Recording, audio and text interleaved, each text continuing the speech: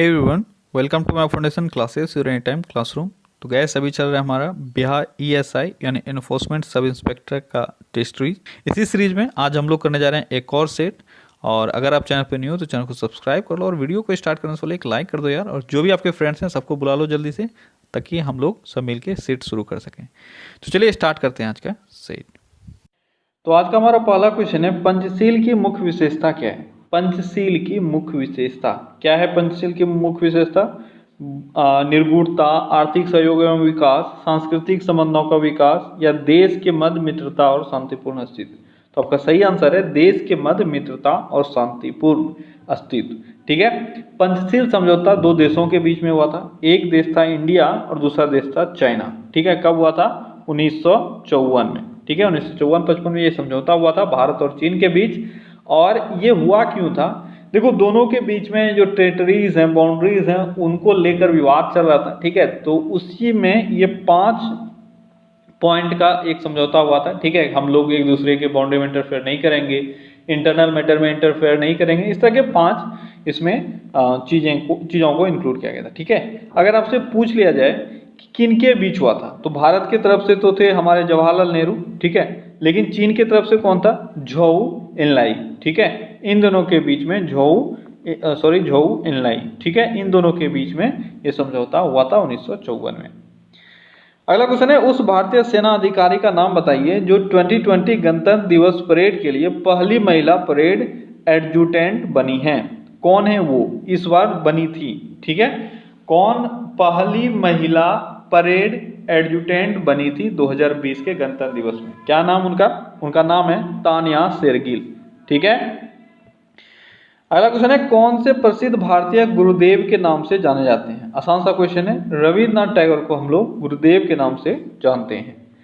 अगला क्वेश्चन है, महात्मा गांधी अपना राजनीतिक गुरु किनको मानते थे? महात्मा गांधी अपना राजनीतिक गुरु मानते थे गोपाल कृष्ण गोखले को। अगला क्वेश्चन है, साइमन कमीशन का गठन कब हुआ था? कब हुआ था साइमन कमीशन का गठन? देखो, ये एक ऐसा क्वेश्चन है, बहुत सारे बच्चे गलती करते हैं। मैंने पहले बताया था, साइमन कमीशन जैसे ही आता है वो लोग 1928 मारते हैं। ठीक है। लेकिन सही आंसर होगा 1927। ठीक है। साइमन कमीशन का गठन 1927 में हुआ था और साइमन कमीशन भारत आया 1928 में। कहाँ हुआ था इसका गठन? इसका गठन लंदन में हुआ था। अगला क्वेश्चन है, विश्व स्वास्थ्य संगठन का गठन कब हुआ था? विश्व स्वास्थ्य संगठन, इसका गठन 7 अप्रैल 1948 को हुआ था, WHO का। अगला क्वेश्चन है, वर्ष 1919 भारतीय इतिहास से संबंधित है। अब इन 4 ऑप्शंस में से आपको बताना है 1919 किस एक्ट के लिए जाना जाता है। कलकत्ता से दिल्ली में राजधानी बदले जाने की, ये तो गलत है। पहली बार महिलाओं को मत देने का अधिकार, ये आपका सही आंसर है। ठीक है। इन चारों को अगर देखोगे तो आप, एक रॉलेट एक्ट है, बहुत ही फेमस है, दूसरा आपका जालियांवाला बाग कांड है, और तीसरा है महिलाओं को मत देने का अधिकार। 1919 का जो गवर्नमेंट ऑफ इंडिया एक्ट था, ठीक है, उसके तहत इसका प्रावधान किया गया था। अगला क्वेश्चन है, बर्ड ऑफ अ टाइम के रचनाकार कौन है? बर्ड ऑफ टाइम, इसके रचनाकार कौन है? जल्दी बताओ। बर्ड ऑफ टाइम के रचनाकार कौन है? बर्ड ऑफ टाइम के रचनाकार, इसके रचनाकार हैं सरोजनी नायडू। ठीक है। अगला क्वेश्चन है, पाकिस्तान के अलग राज्य आंदोलन का नेतृत्व किसने किया था? पाकिस्तान के अलग राज्य आंदोलन का नेतृत्वकर्ता कौन था? ये था मोहम्मद अली जिन्ना। अगला क्वेश्चन है, एशियाटिक सोसाइटी ऑफ बंगाल की स्थापना कब हुई थी? एशियाटिक सोसाइटी ऑफ बंगाल की स्थापना कब हुई थी? ये हुई थी 1784 में। ठीक है। अगला क्वेश्चन है, कौन से प्रसिद्ध नेता बाबा आई क्वाम के रूप में जाने जाते हैं? बाबा आई क्वाम, बाबा आई क्वाम के रूप में कौन जाने जाते हैं? कौन जाने जाते हैं? ये जाने जाते हैं मोहम्मद अली जिन्ना। बाबा आई क्वाम का मतलब हुआ फादर ऑफ नेशन। ठीक है। पाकिस्तान के फादर ऑफ नेशन कौन है? मोहम्मद अली जिन्ना। अगला क्वेश्चन है, द्वितीय विश्व युद्ध के समय ब्रिटेन का प्रधानमंत्री कौन था? सेकेंड वर्ल्ड वॉर के टाइम में ब्रिटेन का प्रधानमंत्री कौन था? ये थे विंस्टन चर्चिल। ठीक है। अगला क्वेश्चन है, टीपू सुल्तान ने अपनी राजधानी बनाई कहाँ? टीपू सुल्तान ने कहाँ अपनी राजधानी बनाई थी? कहाँ बनाई थी? तो ये बनाया गया था श्रीरंगपट्टनम में। ठीक है। टीपू सुल्तान की राजधानी श्रीरंगपट्टनम थी और 1792 ठीक है। 1792 में उसने अंग्रेजों के साथ तृतीय आंग्ल मैसूर युद्ध में संधि भी की थी, जिसको हम लोग श्रीरंगपट्टनम का संधि जानते हैं। अगला क्वेश्चन है, कला की गंधार शैली निम्न समय में फली फूली। गंधार शैली का विकास किस समय में हुआ था? किस समय में हुआ था? ये हुआ था कुषाणों के समय में, ठीक है। इसको गंधार शैली, इसको इंडो ग्रीक शैली भी बोलते हैं, ठीक है। और इसका जो अब इंडो ग्रीक शैली जो है, ठीक है, इसको कई जगह आपको हेलेनिस्टिक शैली भी लिखा मिलेगा, ठीक है। हेलेनिस्टिक शैली से किसका विकास हुआ है? ये हुआ है गंधार शैली का। अगला क्वेश्चन है, महारानी विक्टोरिया को भारत की सम्राज्ञी नियुक्त किया गया कब? अब देखो ये क्वेश्चन एक अच्छा क्वेश्चन है, ये शायद एक बार और आपको आ चुका है क्वेश्चन। बहुत सारे बच्चे बोलते थे 1858 होगा आंसर, और मैंने आपको बताया था 1876। इससे पहले वाले क्वेश्चन में मैंने आंसर बताया था 1876, ठीक है। देखो यहाँ पे कंफ्यूजन क्या होता है, 1876 भी है आपके ऑप्शन में, 1877 भी है, तो आंसर होगा क्या? 1858 तो होगा नहीं, क्योंकि मैंने पिछले क्लास में भी मैंने बताया था, पिछले सेट में भी मैंने बताया था कि 1858 में क्राउन के हाथों में आ गया भारत साम्राज्य का जो भी आपका जो क्रियाकलाप है वो, लेकिन विक्टोरिया को यहाँ के सम्राज्ञी घोषित नहीं किया गया था, ठीक है, एम्परेस घोषित नहीं किया गया था। अब ये टाइटल 1876 और 1877 में कंफ्यूजन होता है। देखो अगर क्वेश्चन यहाँ पे पूछा जाता कि भारत की सम्राज्ञी कब से नियुक्त हुई, ध्यान से सुनना, भारत की सम्राज्ञी कब से नियुक्त हुई, तो आपका आंसर होगा 1876। शायद मई 1876 से वो भारत की सम्राज्ञी नियुक्त हो गई है, ठीक है। लेकिन इसको प्रोक्लेम कब किया गया, इसको डिक्लेयर कब किया गया? भारत में। तो भारत में इसको 1877 में जो दिल्ली दरबार लगा था उसमें इसको प्रोक्लेम किया गया था, ठीक है।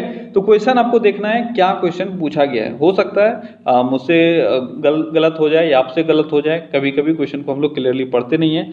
अगर दोनों में से कोई एक ऑप्शन में है 1876 77 तब तो कोई डाउट नहीं है, लेकिन अगर दोनों है तो ध्यान से पढ़ना है। यहाँ पे कब नियुक्त किया गया, तो नियुक्त किया गया 1877 में, और कब से नियुक्त हुई, तो 1876 से, ठीक है। 1 मई 1876 में ही वह नियुक्त हो चुकी थी, लेकिन इसको भारत में डिक्लेयर किया गया 1877 के दिल्ली दरबार में। तो जो क्वेश्चन आएगा, जिस तरह का फॉर्मेट रहेगा, आप उस तरह से आंसर करोगे। अगला क्वेश्चन है, जंतर मंतर का निर्माण किया था। जंतर मंतर का निर्माण किसने किया था? किसने किया था? ये किया था महाराजा जय सिंह ने, ठीक है। एक्चुअली में जंतर मंतर आपको कभी कभी प्लेस डाल के भी पूछा जाएगा, तो सबका आंसर एक ही होगा, महाराजा जय सिंह। किसी को अगर पता है तो भारत में कितना जंतर मंतर है, कोई जल्दी से कमेंट में बताओ, कितना जंतर मंतर बनाया गया था महाराजा जय सिंह के द्वारा? तो भारत में टोटल 5 जंतर मंतर बनाया गया था जय सिंह के द्वारा, ठीक है। और ये 5 कहाँ है, जगह आपको याद रहना चाहिए, इंपॉर्टेंट है। न्यू दिल्ली, ठीक है, एक था जयपुर में, और क्योंकि महाराज जय सिंह खुद ही जयपुर के ही थे तो जयपुर में भी उन्होंने बनाया था, ठीक है। उज्जैन में बनाया था, और कहाँ बनाया था? उज्जैन के अलावे इन्होंने मथुरा में बनाया था, ठीक है। उसके बाद एक और बनाया था वाराणसी में। तो कहाँ हो गया? न्यू दिल्ली, जयपुर, उज्जैन, मथुरा और वाराणसी, टोटल 5 जगह। अगर इसमें सबसे बड़ा पूछा जाए जंतर मंतर कहाँ है, तो यह है जयपुर में, ठीक है। और जंतर मंतर था क्या, तो समय को जानने के लिए, ठीक है, और जो भी ग्रह नक्षत्र वगैरह जितना भी अभी आप मशीन से करते हो वो सारे काम वो लोग जंतर मंतर में कर लेते थे। बहुत बड़ा कैलकुलेशन का सिस्टम वहाँ पे बनाया हुआ है, धूप का जो रोशनी वगैरह आता है, सब चीज़ इसमें ये लोग कर लेते थे। कभी जयपुर जाओ तो वहाँ पे देखना। अगला क्वेश्चन है, सोन नदी किस नगर से होकर बहती है? सोन नदी नहीं है, ये सीन नदी है, ठीक है। सोन नदी तो भारत में है, तो सीन नदी किस नगर से होकर बहती है? तो यह है पेरिस, ठीक है, पेरिस से होकर सीन नदी बहती है। अगला क्वेश्चन है, गोबी मरुस्थल है, गोबी मरुस्थल कहाँ है? तो गोबी मरुस्थल है मंगोलिया, चीन के पास, ठीक है। तो कहाँ हो जाएगा? चीन में हो जाएगा गोबी रेगिस्तान। अगला क्वेश्चन है, बांस जल संधि जोड़ती है। बांस जल संधि किसको जोड़ती है? तो बांस जल संधि तस्मान सागर एवं दक्षिण सागर को जोड़ती है। अगला क्वेश्चन है, मुंडा जनजातियां डैश में भी बसी हैं। मतलब इन चारों में से आपको बताना है कि मुंडा जनजातियां कहाँ बसी है। तो मुंडा जनजाति जो मेनली है वो झारखंड इनका लोकेशन है, ठीक है। लेकिन झारखंड के अलावे भी कुछ जगह ये मिलेंगे, जैसे कि उड़ीसा, ठीक है। उड़ीसा में भी आपको मुंडा जनजाति देखने को मिलेगा। अगला क्वेश्चन है, निम्नलिखित भारतीय राज्य में लॉ एस्क उपलब्ध नहीं है। इन चारों में से आपको बताना है कहाँ लॉ एस्क उपलब्ध नहीं है। कहाँ उपलब्ध नहीं है? ये है पंजाब। पंजाब में लॉ एस्क उपलब्ध नहीं है। अगला क्वेश्चन है, समुद्र तल पर पृथ्वी के केंद्र के सबसे निकट स्थान कौन सा है? समुद्र तल पर पृथ्वी के केंद्र के सबसे निकट का स्थान है उत्तरी ध्रुव। ठीक है। अगला क्वेश्चन है, लक्षद्वीप टापू अवस्थित है। लक्षद्वीप टापू कहाँ अवस्थित है? जल्दी बताओ, आसान सा क्वेश्चन है। लक्षद्वीप टापू कहाँ स्थित है? ये स्थित है दक्षिण पश्चिम भारत में। ठीक है। आप अगर इंडिया का मैप देखोगे तो आपको यहाँ पे दक्षिण पश्चिम भारत में आपको क्या मिलेगा? लक्षद्वीप। अगला क्वेश्चन है, ओजोन परत बताता है। ओजोन परत क्या बताता है? क्या बताता है? ऑप्शंस लेंदी हैं लेकिन पढ़ो जल्दी से। क्या क्या है आपका ऑप्शन? अंटार्कटिका की वायुमंडलीय स्थिति, शनि ग्रह पर की गई आधुनिक खोज, पृथ्वी की सतह से लगभग 10 से 20 किलोमीटर नीचे की परत, पृथ्वी की सतह से 15 से 20 किलोमीटर ऊपर के वायुमंडल में परत। तो आसान सा क्वेश्चन है। ठीक है, आपका आंसर होगा डी। अगला क्वेश्चन है, सबसे अधिक तेल निर्यातक देश कौन सा है? यानी कौन सा देश है जो सबसे अधिक तेल का निर्यात करता है? वो है आपका सऊदी अरब। ठीक है, सऊदी अरब अभी सबसे बड़ा तेल निर्यातक देश है। अगला क्वेश्चन है, विश्वविद्यालय अनुदान आयोग के अध्यक्ष हैं। विश्वविद्यालय अनुदान आयोग के अध्यक्ष अभी कौन है? क्या होगा आपका सही आंसर? आपका सही आंसर होगा इनमें से कोई नहीं। क्यों? विश्वविद्यालय अनुदान आयोग यानी यूजीसी, यूनिवर्सिटी ग्रांट कमीशन। ठीक है, इसके अध्यक्ष कौन है? डीपी सिंह। कौन है? डीपी सिंह। शायद इनका पूरा नाम है धीरेन्द्र पाल सिंह। ठीक है, ये अभी यूजीसी के चेयरमैन। अगला क्वेश्चन क्या है, भारत के उपराष्ट्रपति के संबंध में कौन सा कथन औसत्य है? उपराष्ट्रपति के संबंध में कौन सा स्टेटमेंट गलत है, ये आपको बताना है। कौन सा स्टेटमेंट गलत है? जल्दी से पढ़ो। पहला स्टेटमेंट क्या है? इसकी योग्यता प्राप्त करने के लिए प्रत्याशी की आयु कम से कम 35 वर्ष होनी चाहिए। क्या सही है? तो ये सही है। उपराष्ट्रपति राज्यसभा का सभापति होता है, ये भी सही है। उपराष्ट्रपति का चुनाव भारत का राष्ट्रपति करता है, ये गलत है। ठीक है, तो आपका सही आंसर हो जाएगा सी।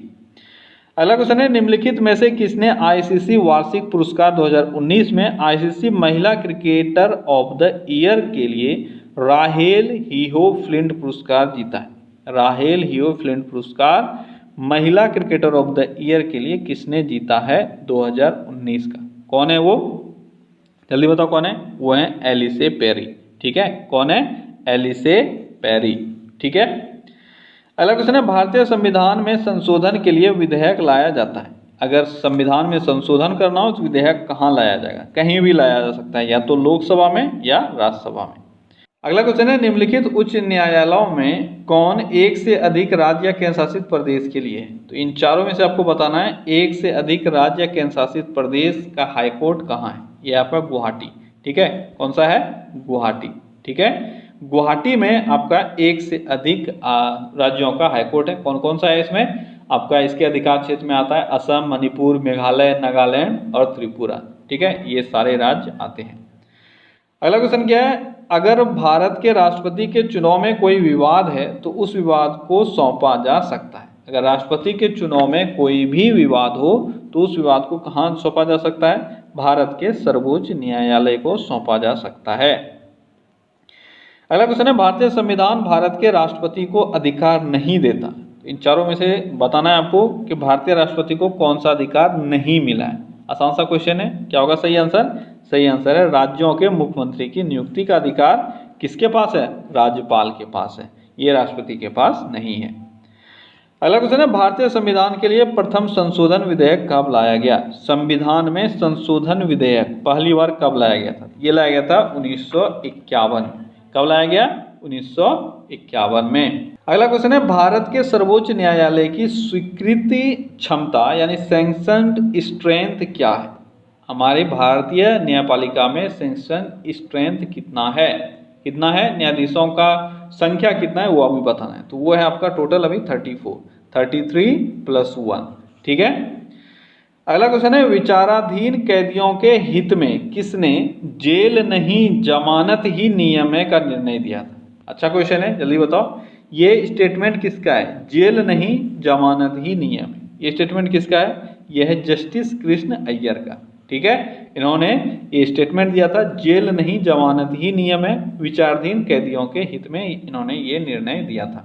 ठीक है, अगला क्वेश्चन है, सरकार की पंचायती राज प्रणाली की प्रमुख विशेषताएं क्या है? पंचायती राज प्रणाली की प्रमुख विशेषताएं, इनमें सरकार की 3 श्रेणियां होती है, बिल्कुल सही है। इसका लक्ष्य गांवों को सामाजिक एवं आर्थिक न्याय प्रदान करना है, ये भी सही है। जिला परिषद में इसके सदस्य के रूप में कुछ सांसद होते हैं, ये भी सही है। तो आपका सही आंसर हो जाएगा, इनमें से सभी सही है।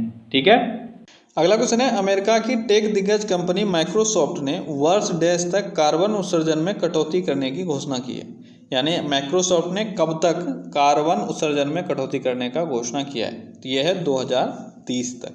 ठीक है, अगला क्वेश्चन है, पंचवर्षीय योजना की कौन सी अवधि सत्य नहीं है? इन चारों में से आपको बताना है कौन सा स्टेटमेंट सही नहीं है। कौन सा स्टेटमेंट सही है, चलो देखते हैं। प्रथम 1951 से 56 सही है, द्वितीय 56 से 61 सही है, तृतीय 61 से 66 ये भी सही है, चतुर्थ 66 से 71 ये गलत है। क्यों गलत है?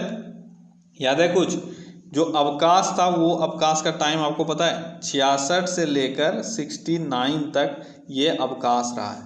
ठीक है, आपको याद रखना है 66 से 69 अवकाश है, तो आपका जो इसका टाइम पीरियड होगा वो होगा 69 से लेकर 74 तक, चतुर्थ पंचवर्षीय योजना का।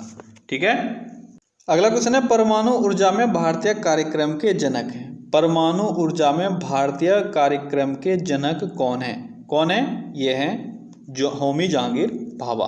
ठीक है, अगला क्वेश्चन है, अंतरिक्ष विज्ञान पर अनुसंधान और विकास का श्रेय जाता है। अंतरिक्ष विज्ञान पर अनुसंधान और विकास का श्रेय किसको दिया जाता है? किसको दिया जाता है? ये हम लोग भारत का बात कर रहे हैं, किसको दिया जाता है? तो आपका सही आंसर है साराभाई को।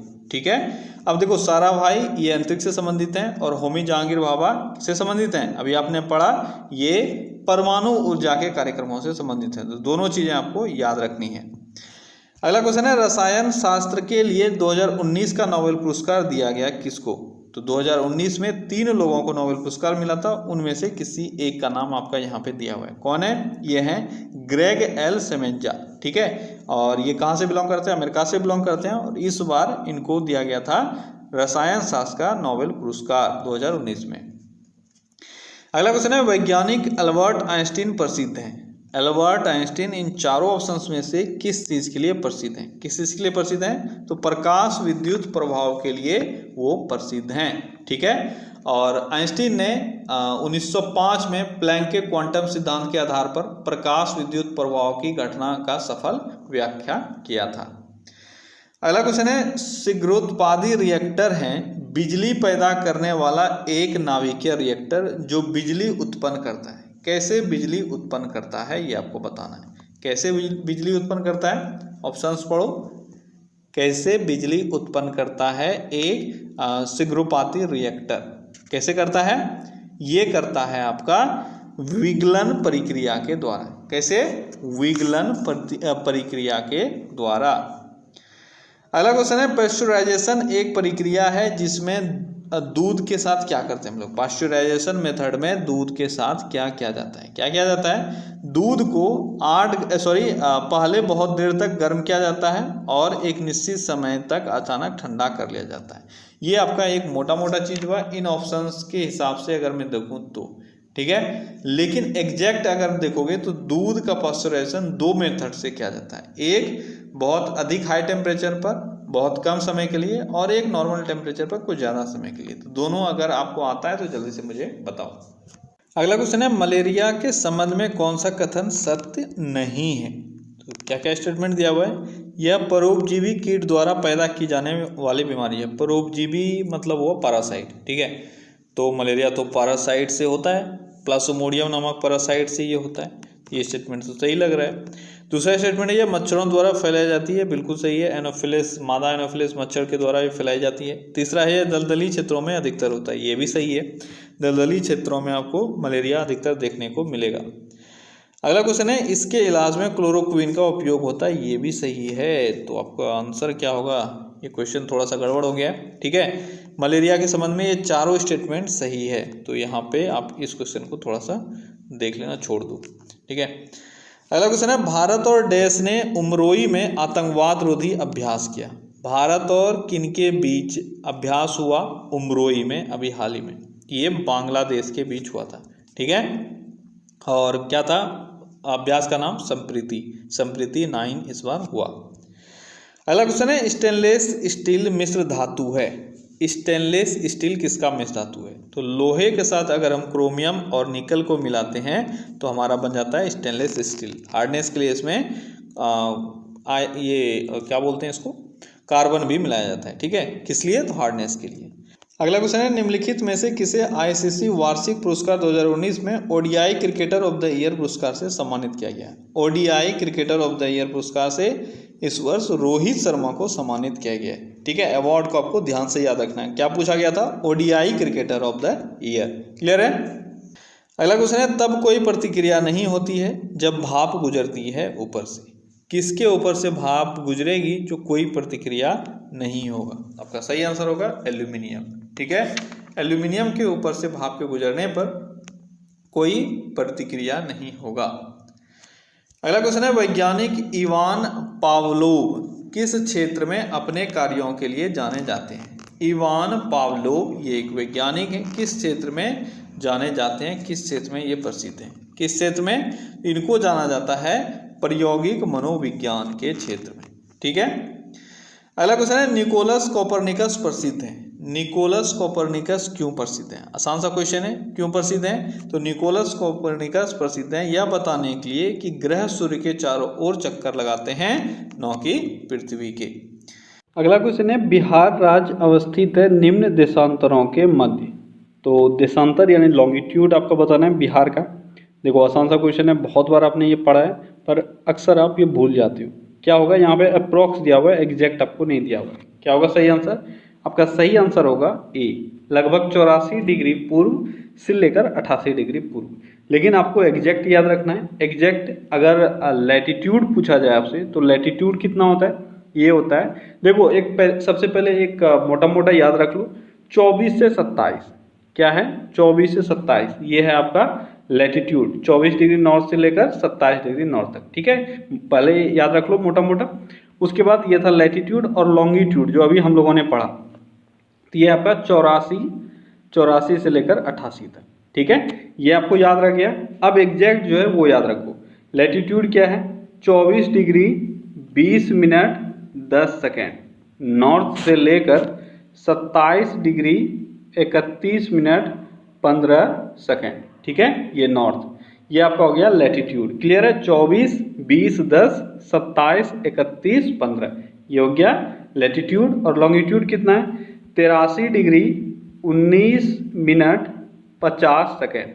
83 डिग्री 19 मिनट 50 सेकेंड, इसको मोटा मोटा लिख दिया गया है 84 डिग्री, ठीक है। तो ये आपको हो गया ईस्ट, और यहाँ से लेकर 88 डिग्री 17 मिनट 40 सेकेंड ईस्ट, ठीक है। अगला क्वेश्चन है, ऑस्कर एकेडमी पुरस्कार पहली बार कब शुरू किया गया था? ऑस्कर एकेडमी पुरस्कार कब शुरू किया गया था? ये किया गया था 16 मई 1929 को, ठीक है। 1929 तो आप जानते ही हो, ठीक है। तो सारा ऑप्शन 1929 ही है, लेकिन आपको याद रखना है एग्जैक्ट डेट है आपका 16 मई 1929। अगला क्वेश्चन है, उस भारतीय बॉलीवुड अभिनेता का नाम बताइए जिसने पुरी नगर पालिका के अतिरिक्त कार्यकारी अधिकारी सरोज कुमार स्वैन को स्वच्छता दर्पण अवार्ड 2019 प्रदान किया। तो किसने सरोज कुमार को क्या किया? स्वच्छता दर्पण अवार्ड से सम्मानित किया। आपको वो देने वाले अभिनेता का नाम बताना है, तो उनका नाम है आमिर खान, ठीक है। अगला क्वेश्चन है, एंटोनियो गुटेरेस संयुक्त राष्ट्र संघ के महासचिव कहाँ के हैं? एंटोनियो गुटेरेस अभी वर्तमान में संयुक्त राष्ट्र संघ के महासचिव हैं, और ये कहाँ के हैं? ये हैं पुर्तगाल के। अगला क्वेश्चन है, पूर्व सोवियत संघ का कौन सा पहला गणराज्य था जिसने अपने को स्वतंत्र घोषित किया? यानी यूएसएसआर का वह पहला देश जिसने अपने आप को स्वतंत्र घोषित किया था वह है एस्टोनिया। कौन सा देश है? एस्टोनिया है जिसने अपने आप को सबसे पहले स्वतंत्र घोषित किया था। अगला क्वेश्चन है, उस कृषि वैज्ञानिक का नाम बताइए जिन्हें हाल ही में कृषि के क्षेत्र में उनके विशिष्ट योगदान के लिए Muppavarapu Venkaiah Naidu national award for excellence से सम्मानित किया गया। अवार्ड का नाम है Muppavarapu Venkaiah Naidu national award for excellence. इससे किसको सम्मानित किया गया? इससे किया गया डॉक्टर एम.एस. स्वामीनाथन को सम्मानित। अगला क्वेश्चन है, दक्षेस आंदोलन शुरू करने का उद्देश्य क्या था? दक्षेस को जो स्टार्ट किया गया, इसका उद्देश्य क्या था? दक्षेस के स्टार्टिंग का उद्देश्य था क्षेत्रीय सहयोग। ठीक है, दक्षिण एशिया का प्रांत में जो भी दक्षिण एशिया में जो भी देश हैं, इनमें एकता व सहयोग के लिए 1985 में दक्षेस यानी सार्क का गठन किया गया था। अगला क्वेश्चन है, निम्नलिखित में से किसे आईसीसी वार्षिक पुरस्कार 2019 में test cricketer of the year पुरस्कार से सम्मानित किया गया? Test cricketer of the year पुरस्कार से किसको सम्मानित किया गया?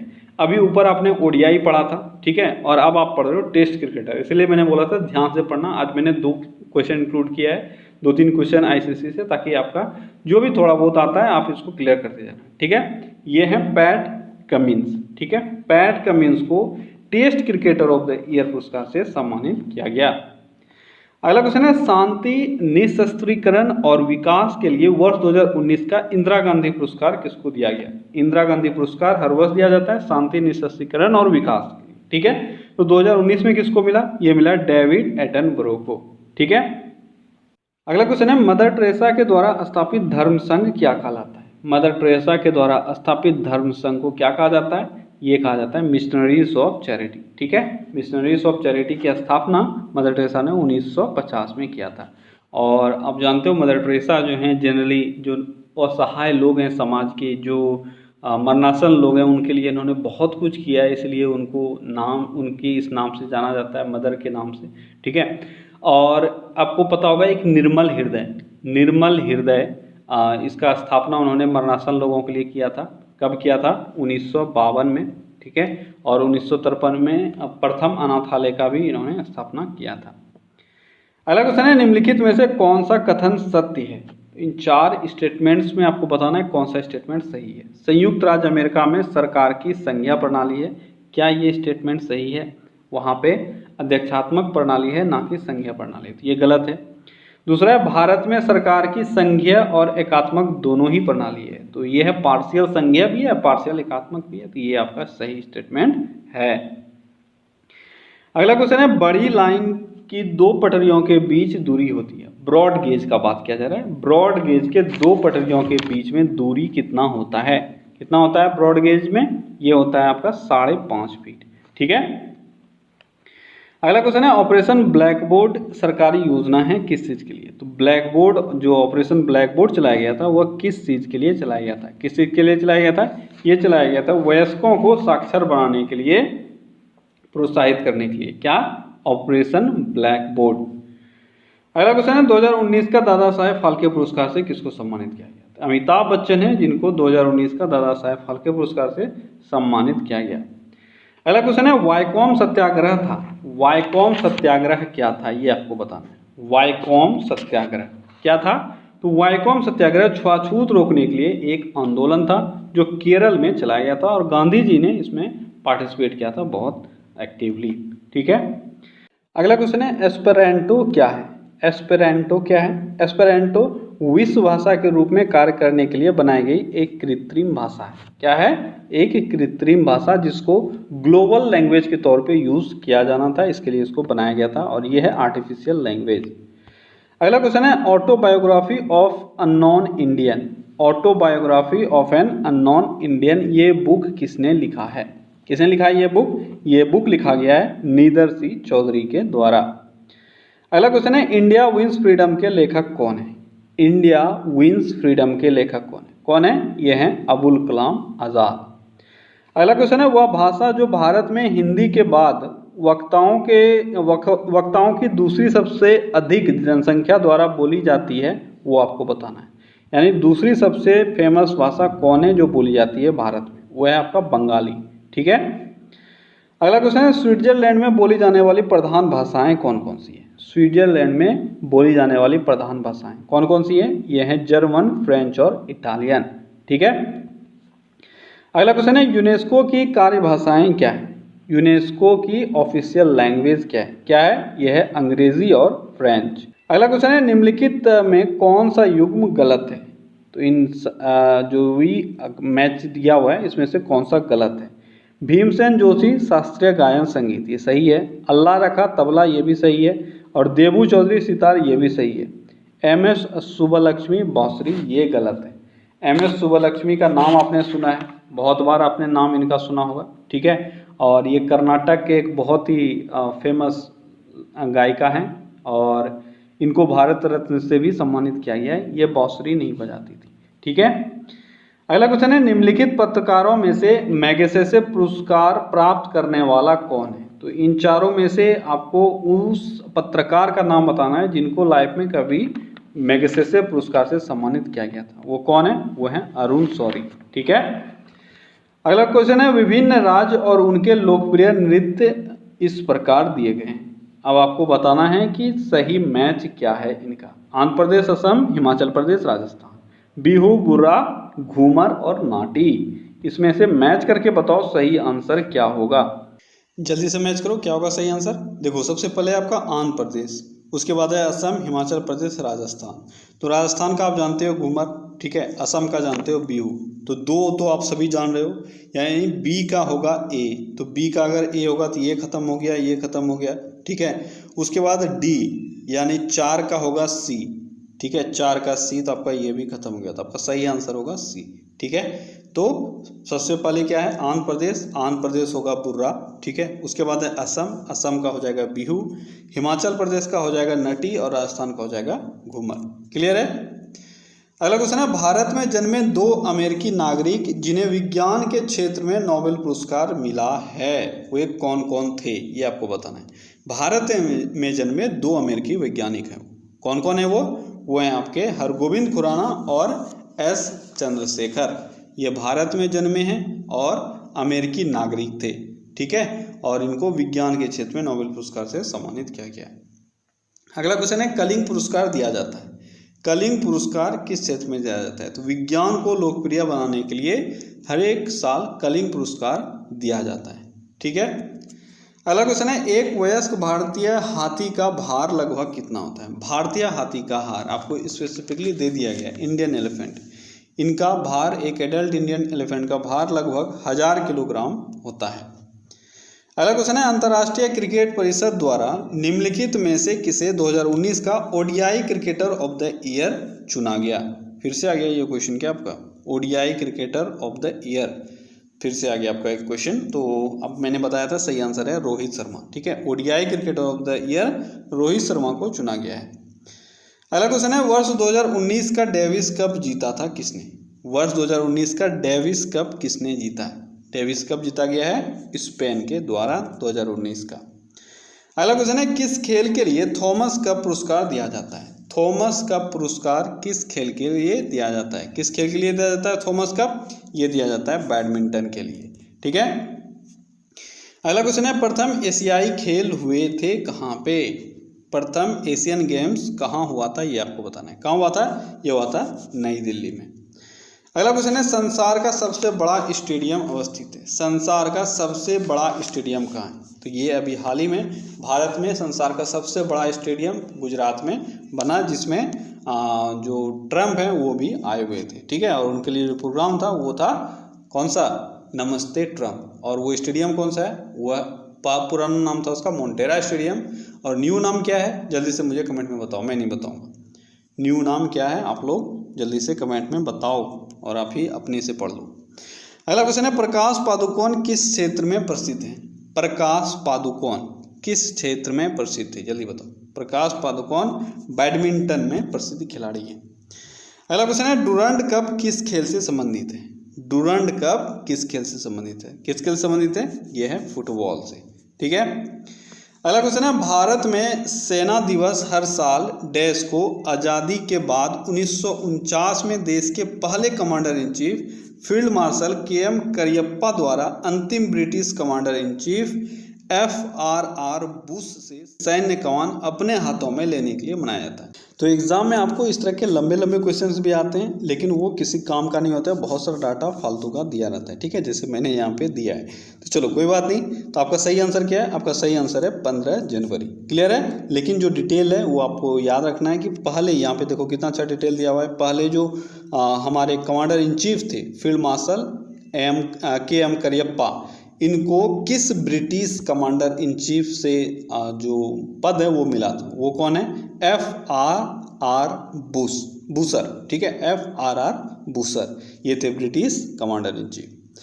चलिए बढ़ते हैं अगले क्वेश्चन की तरफ। अगला क्वेश्चन क्या है? लिम्बा राम किस खेल में अंतर्राष्ट्रीय ख्याति प्राप्त की थी? लिम्बा राम ने किस खेल में ख्याति प्राप्त की थी? ये तीरंदाज थे और तीरंदाजी में इन्होंने ख्याति प्राप्त की थी। अगला क्वेश्चन है, उस क्रिकेटर का नाम बताइए जिसे अंतर्राष्ट्रीय क्रिकेट परिषद द्वारा ICC के स्पिरिट ऑफ क्रिकेट के लिए चुना गया है। स्पिरिट ऑफ क्रिकेट के लिए किसको चुना गया है? कौन है वो? वो है विराट कोहली, जिनको ICC के द्वारा स्पिरिट ऑफ क्रिकेट 2019 में चुना गया है। अगला क्वेश्चन है, भारत और बांग्लादेश ने बांग्लादेश के पहले राष्ट्रपति बंगबंधु शेख मुजीबुर रहमान पर संयुक्त रूप से फिल्म बनाने के लिए एक समझौता ज्ञापन पर हस्ताक्षर किया है। बायोपिक का निर्देशन किसके द्वारा किया जाएगा? मैंने आपको पहले बताया था, कौन है वो? वो है श्याम बेनेगल। करंट अफेयर्स में आपने ये सारे क्वेश्चंस को पढ़ रखा है, ठीक है। अगला क्वेश्चन है, उस क्रिकेटर का नाम बताइए जिसे अंतर्राष्ट्रीय क्रिकेट परिषद द्वारा प्लेयर ऑफ द ईयर के लिए सर गैरफील्ड सोबर्स ट्रॉफी के लिए चुना गया है।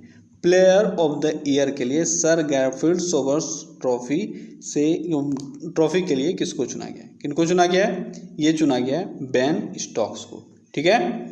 अगला क्वेश्चन है, झारखंड विधानसभा के लिए हाल ही में हुए चुनाव में भारतीय जनता पार्टी द्वारा जीती गई सीटों की संख्या कितनी है?